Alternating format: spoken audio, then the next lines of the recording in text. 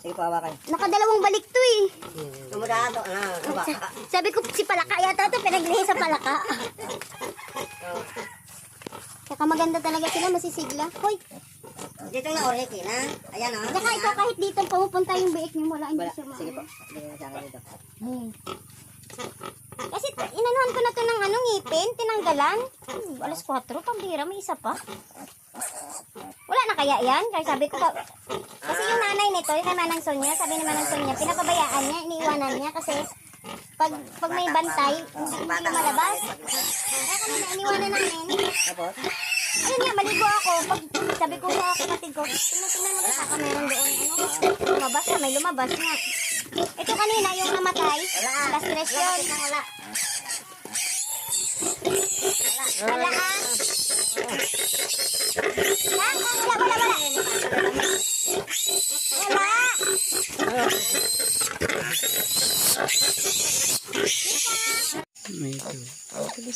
Ayan, naka-X lang siya.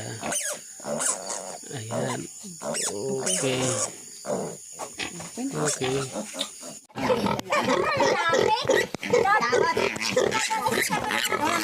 Namatay ba ito? Yung nagpo-promote na, ano nga ba yung, Lakas. Pil ko? matangkad lang na medyo payat. Hindi kalakihan. Pil ko. Ano, pelo ko? Ano? Yung tawag ni ko. Yung pangalan ng ko nga lakas ka. Yan. Nakakalakad na dati hindi eh. Nakabuka ka lang lagi yan. Yung kanyang paa. Ayan. Ngayon, parang normal na lang. Dahil sa kanyang tali na electrical tape. Ayan po, salamat po sa pagpanood sa aking video. Sana po ay nakatulong po sa inyo. Pahingi naman po ng kunting pabor.